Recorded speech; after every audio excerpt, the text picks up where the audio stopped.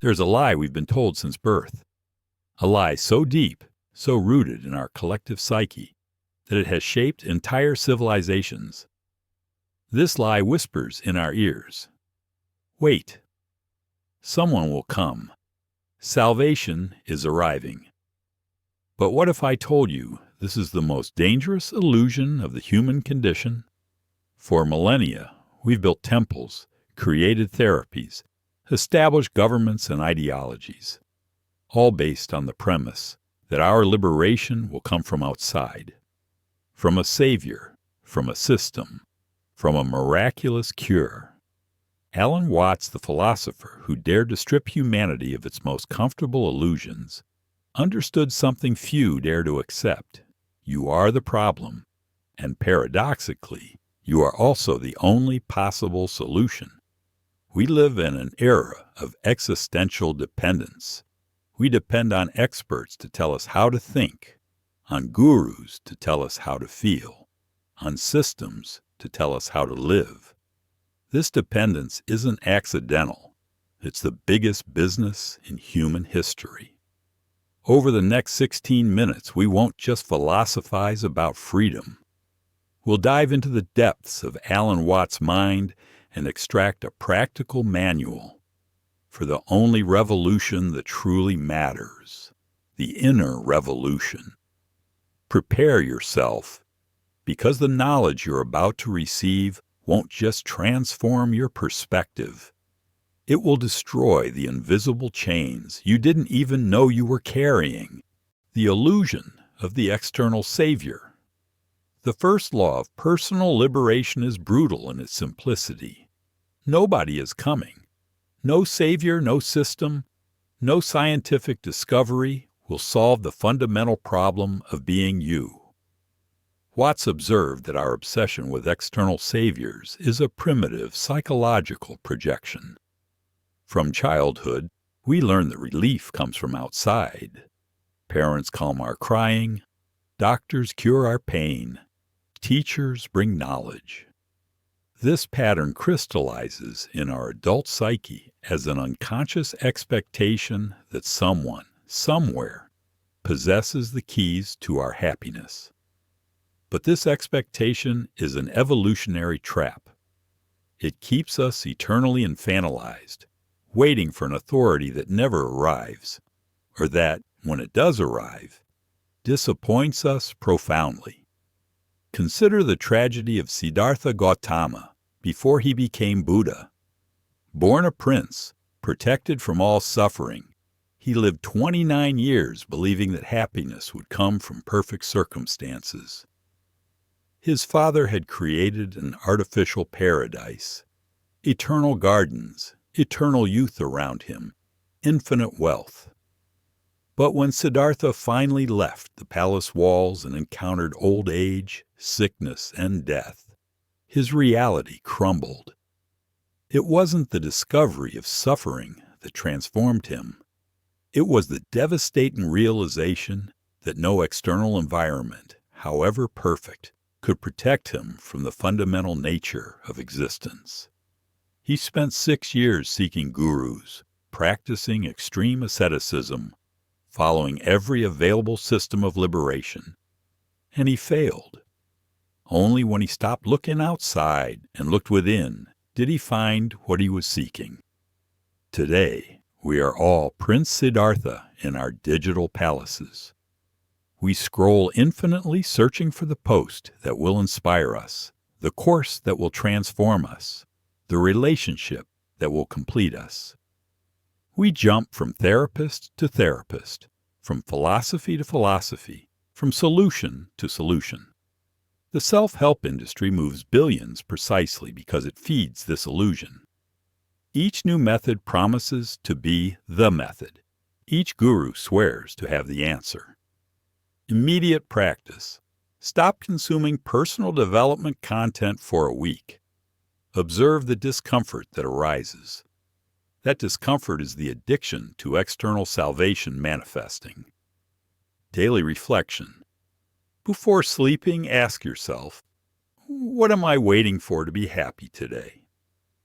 Every answer that involves something external is a chain you forged yourself. The problem as identity. The second law of liberation is even more disturbing. You don't want to be cured. You want to be cured wanting to be cured. Your problem has become your identity.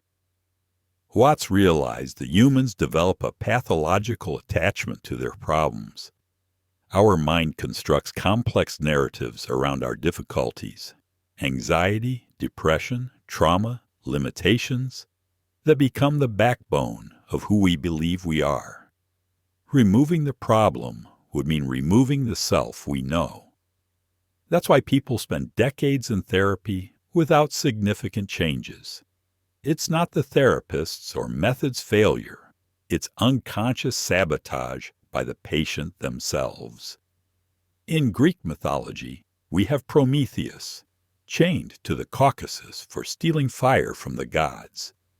Every day an eagle devours his liver. Every night the organ regenerates. Prometheus possesses the key to his chains. He could free himself at any moment, but he chooses to remain chained. Why? Because his chains define him as the hero who defied the gods for humanity. Without the suffering, he would be just another forgotten titan. His agony is his glory. This is the modern human condition. We define ourselves by our traumas, our limitations, our battles. I'm an anxious person. I come from a dysfunctional family. I have difficulties with relationships. These aren't descriptions, they're identities fiercely protected. Observe social media. The most engaged people are those sharing their struggles. Anxiety, depression, toxic relationships. We transform pathology into performance. Likes and comments reinforce the narrative of suffering. Support groups can become disguised prisons. Members who genuinely heal often leave the groups, not because they don't care anymore, but because their new identity doesn't fit the culture of shared problems. Deconstruction exercise. Write 5 sentences about who you are. How many are based on problems or limitations? Now rewrite each one, removing the pathology. Observe the resistance that arises. Hypothetical cure test. Imagine waking up tomorrow completely free of your main problem. How would you feel? If the answer includes fear or emptiness, you found your attachment to problematic identity. The perfect future trap. The third law reveals our most destructive obsession. You live in a temporal fantasy where happiness is always one step away in the future.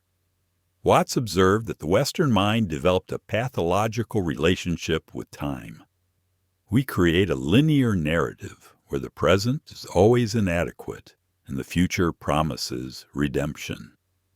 When I get that job, when I find the right person, when I solve my problems, this mentality transforms life into an eternal waiting room. Each present moment is sacrificed on the altar of a hypothetical future that never arrives. Because when we reach the imagined future, our mind has already projected a new fantasy even further away. The legend of King Midas perfectly illustrates this trap. Midas wished that everything he touched would turn to gold. His wish was granted, but he soon discovered he couldn't eat, drink, or hug his daughter without destroying them. The real tragedy wasn't having the golden touch. It was having spent his entire previous life believing that if he just had more gold, he would be happy. When he finally got infinite gold, he realized he had wasted decades chasing an illusion. Midas represents each of us touching the present with the hands of the future, transforming living moments into dead fantasies. We're always touching our real life with the fingers of expectation, killing what is real in the name of what could be. We live in the era of infinite optimization. Productivity apps, life hacks, biohacking. Everything promises we can hack our existence to reach the ideal state. Each technique is a promise. Do this and finally you'll be productive, healthy, happy, fulfilled. Dating apps exemplify this perfectly. We never stop looking because there's always someone potentially better in the next swipe. The current relationship is sacrificed for the fantasy of the perfect relationship that's always one click away. Future audit. List everything you believe you need to be happy. Now ask, when I have this, what else will I want? Continue until you see the infinite pattern. Present exercise. 3 times a day, stop and ask, if I could never have anything more than what I have now, what would change in my experience of this moment? Resistance to this question reveals your addiction to the future. So far, we've demolished 3 pillars of human illusion: the fantasy of the external savior, the attachment to problematic identity, and the obsession with the perfect future. You've begun to see the invisible chains you've carried for decades. But destroying illusions is only half the work. Anyone can tear down a prison. The real challenge is teaching the prisoner to live in freedom. What comes next isn't for the faint of heart. We're entering dangerous territory, the advanced practices of liberation that Watts called the art of not trying. These aren't techniques to collect. They're transformations to experience. Prepare to discover that the solution to all your problems might be exactly the opposite of everything you've tried so far. The art of not trying. Wu Wei. The 4th law is paradoxical and devastating. The more you try to solve a problem, the more you strengthen it. The solution lies in non-action, in Wu Wei, the art of acting without forcing. Watts translated a Taoist concept that revolutionizes our understanding of personal change. Wu Wei means non-action or effortless action. It's not passivity.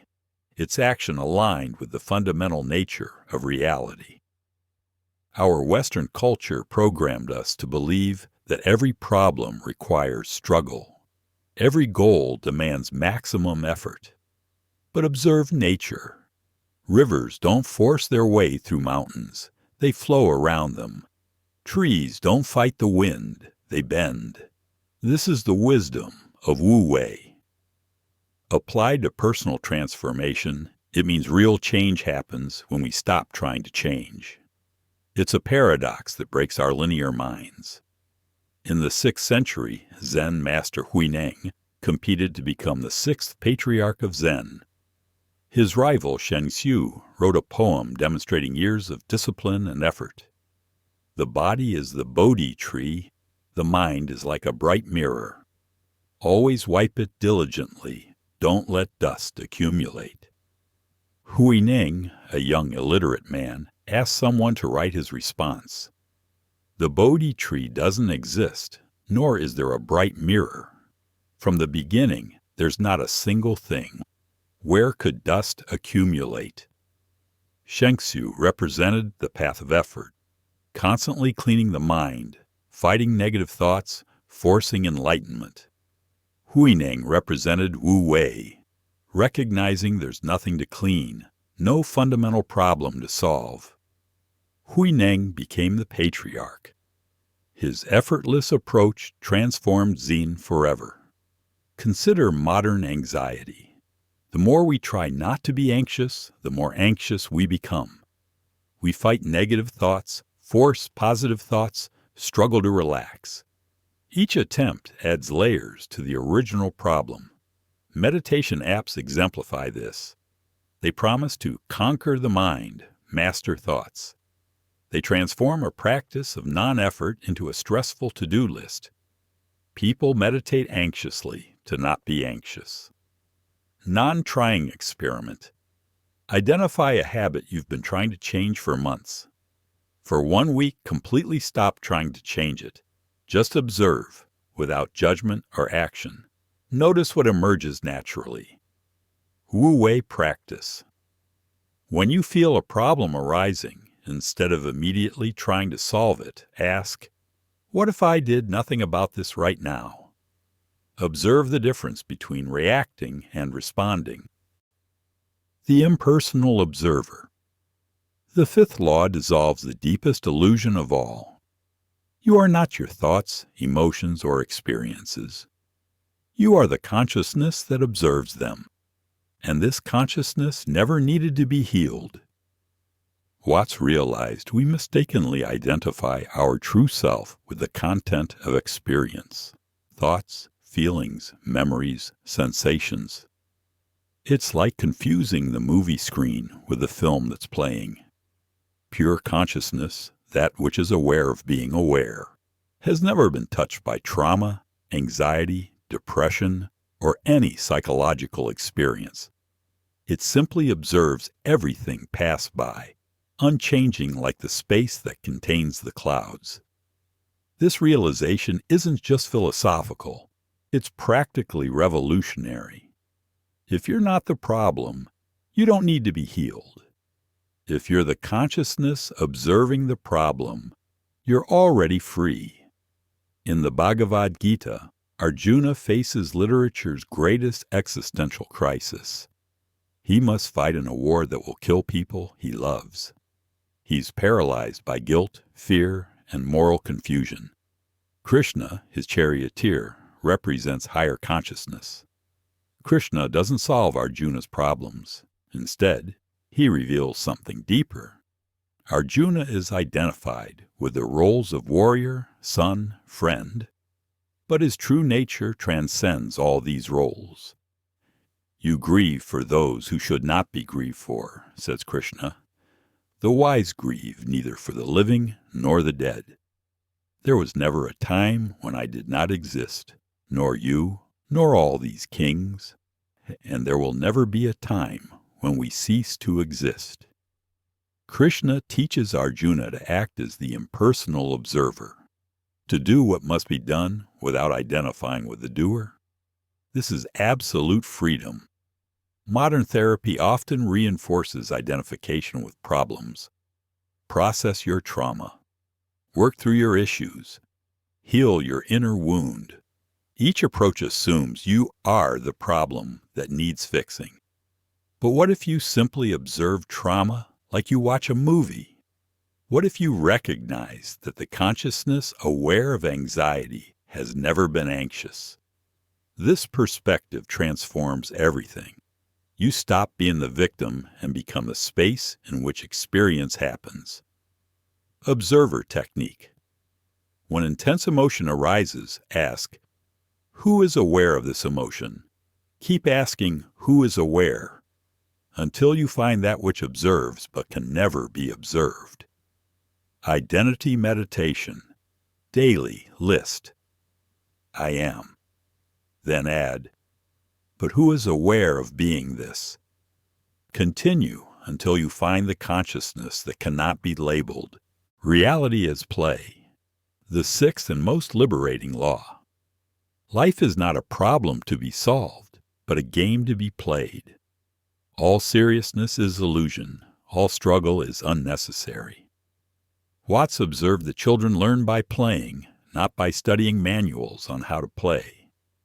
They enter the game completely, but know it's a game. The problem with adults is we forget we're playing. We take our personality, our problems, our goals mortally seriously.